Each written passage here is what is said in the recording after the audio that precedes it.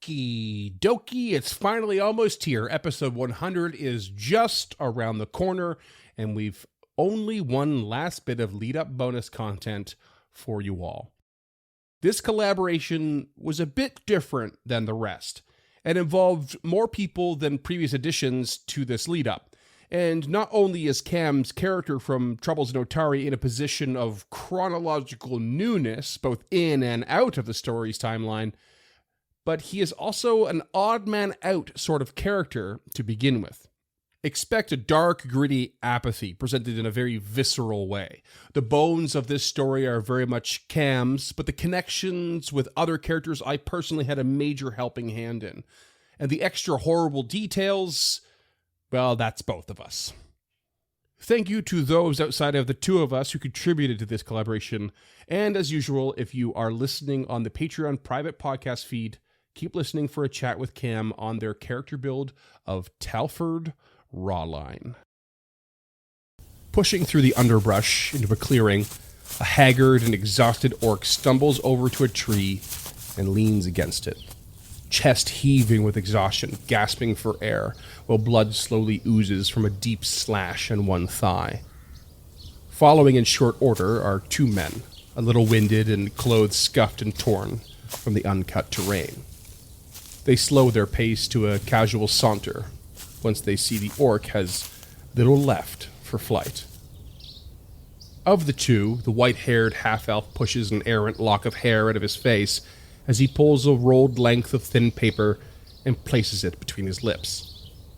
Striking a tinder twig off a nearby tree, he lights the end, and a waft of flay leaf fills the air. Corvin, pardon my impropriety, but don't you think you could assist me in the slightest with these endeavors?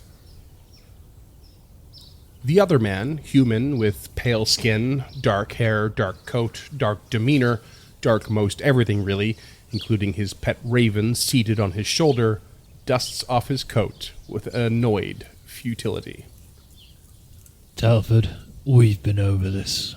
I bring you along and pay your way, and you do the heavy lifting. Now hurry up and find the places to cut this creature without killing it, so I can begin my questioning. Talford lets out a slow sigh as smoke billows from his mouth. His eyes turn stark white with raised blood vessels running across them, and he stares down at the orc. In his mind's eye, the orc's skin begins to peel away, and he's left with a cutaway image of its insides.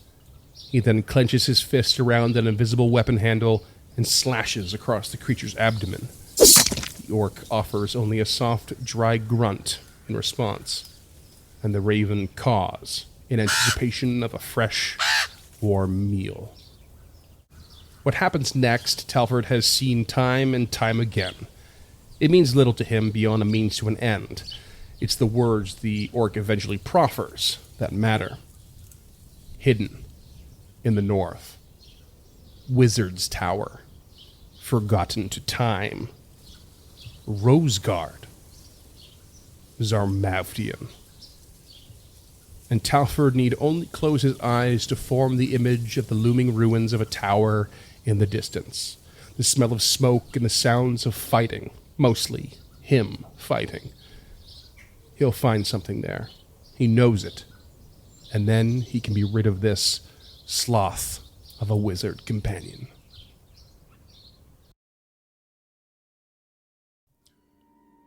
In a small room full of bookshelves, a half-elf man smoking a cigarette pores over a book with impossible stillness. His eyes are crusted and dried as if he has not blinked for a lifetime. Bags under his eyes indicate that he has been at this for days. There is a certain painful softness to the unders of his eyes from the constant tears his body produced and repeated attempts to hydrate his dried orbs. Even a small layer of dust seems to have settled on his shoulders and sleeves. A woman approaches from behind, cautiously wrapping her arms around him. He doesn't make a motion or say anything, eyes still blankly focused. Darling, come to bed. The book will still be there tomorrow. She tugs at his arm, trying to pry him away. He turns a page quickly, frustration painted on his face. The hasty turn of the page causes the paper to slice the dry and cracked dehydrated skin on his finger. He stares down at the cut and watches the slow, thick pooling of a single drop of blood. The viscous globule forms and falls to the book, staining the page. It's almost in slow motion, as is the internal burning sensation of rising anger and rage. Get out. His voice doesn't have the full effect of his fury. He hasn't spoken in days, not even a clearing of the throat. If his arid tear ducts could form tears right now, he'd be blinking back plenty more. Not because of the cut, not from the pain, but the stain. The stain on the page. There's no use crying over spilled blood, darling. Get out. The woman lets his arm go, hurt spreading across her face before turning stony and resigned. I am done taking care of you, shouldering the brunt of the chores and managing the house while you lock yourself away, reading. Get out. Murmuring to yourself, absent in raising our child, completely inattentive to my needs. And for what? For what? Get out! The man begins to manifest his power, attempting to undo the damage to the page. His brain tears itself at the edges as emotions rip through it. Neurochemicals rush to activate parts of his brain he's tried to keep locked away. The woman is clearly shaken by this sudden rise in aggression, but she stands tall and proud against it. Her lip quivers and her jaw and fists clench.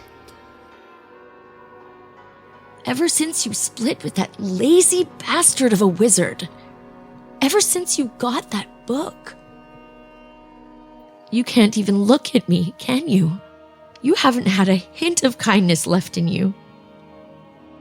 Sometimes I'm not sure you ever truly had any to begin with. What happened to the man I loved? What did this book do to take him from me? What happened to the man who used to give a damn? Was he ever there at all?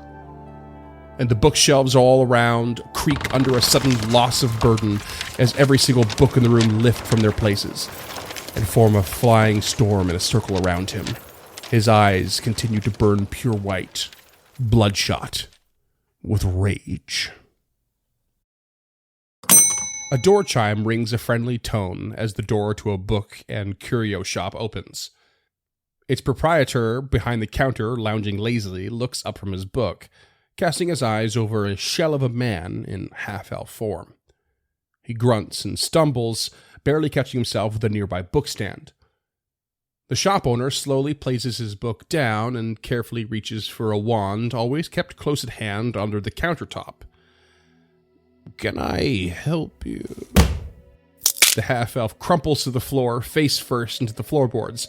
The shopkeep winces and breathes in sharply through pursed lips and clenched teeth. "Oh, that had to hurt." Blackness and a dull and brutal ache. Familiar, but not like any migraine experienced so far. The half-elf wakes to find himself in a bed, eyes blinking into darkness. The light creak of someone shifting in a chair precedes a lantern coming to life in the far corner. He then notices his vision is blurred and subdued, and his face feels bloated and tender. "Oh, you're up." The shopkeep stands and carefully walks over to the bedside. The half-elf starts to sit up, but with a wince, settles for propping himself up on his elbows. "Easy now. Take it slow." How long was I out? "Oh, off and on for about 2-3 days. When you are on, you at least manage to use the chamber pot, for which my husband and I give our generous thanks." The half-elf groans, panning around to try and find his cigarettes. and the shopkeep quickly produces one from his vest pocket and gently places it between the half-elf's lips. "Outside, if you will. I won't risk any damage to the books or my home." The shopkeep helps the half-elf to his feet and guides him through his house, then the shop, and out the back door, taking slow, deliberate steps the whole way. How did I get here? "Wish I knew, friend. Wish I knew. But when you arrived, you took a bad turn. I called for Vandy immediately. She's chief among the local healers. Hit your face good. Luckily, your teeth are intact, but she had to re-correct that nose of yours. Double lucky you weren't in any state to fuss about it. Correcting it made about the same sound as it did when you fell on it. But don't worry, the swelling should come down soon." They step out into the night. The cool air and smell of the back garden are soothing as they settle onto a humble bench. The half-elf lights his cigarette off the lantern, taking a deep drag and letting it out slowly. "You know, you kept muttering about a book, the one you brought with you, I presume. Thresholds of Truth, it's called. Quite the artifact, I must admit. You kept saying it was all connected. Does that give you any clues as to why you're here?" The half-elf grimaces before giving a nod. I need you to look after it for me. I have some things to take care of and can't risk this falling into anyone else's hands. He takes another long drag. "Certainly. So long as I may study its contents myself, and you tell me the tale of how you found it, should you manage to recall." I recall, but it'll have to wait. If you need me, I'll be at the Rod and Boat Club. He snubs the cigarette out on the side of the bench, and the shopkeep frowns at the inconsiderate act. "Wine Mars, eh? I know it. The book will be safe here, rest assured." And the half-elf rises with uncertain steadiness and heads back through the shop without so much as a goodbye or a thank you. The shopkeep follows him in and toward the front door, and then silently turns to pick up the book now left in his care. Zarmavdian's personal spellbook, journal, collection of formulas. Utterly fascinating. The half-elf's eyes still adjusting and squinting through his swollen lids, he spots a book with a curious and evocative title by the exit. He gives a wry grin to himself and swipes it as he walks out.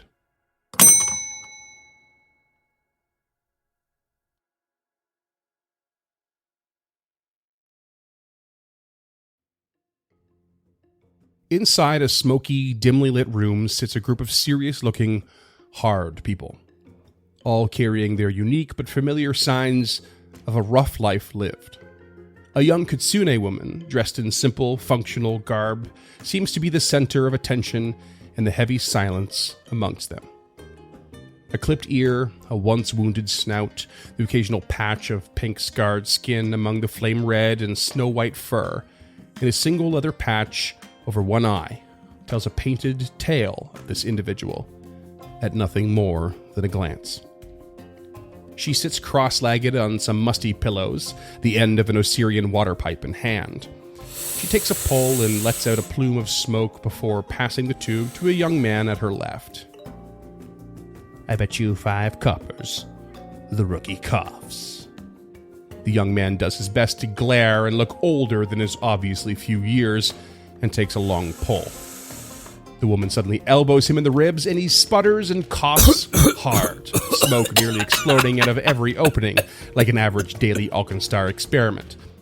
He tries again to glare amidst his hacking, but surrounded by the guffaws of everyone else, it eventually dawns on him that he's been the victim of a literal, playful ribbing. A smile at being included spreads across his face as his coughs shift to laughter. As the laughs subside, an older orc woman speaks up. "Mara, this is fun and all, but don't you think you should be working on a job? Something that will actually fill the coffers for once? Right. Enough horsing around. What are the updates on our current leads? What about this Rawline character? He's been snooping around the punt kickers for some reason. And he seems to like easy pickings himself.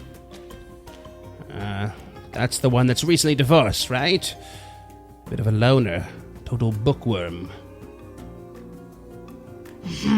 That's him. Don't know why he's hanging around the puddles. But word has it, he's got money in the bank. Or access to the sum, anyway. Speaking of the pawn kickers, what are we gonna do about what happened to Din? And the abomination they turned Chalkface into? We don't have the resources to take that head on right now. And we especially can't risk taking down a golem.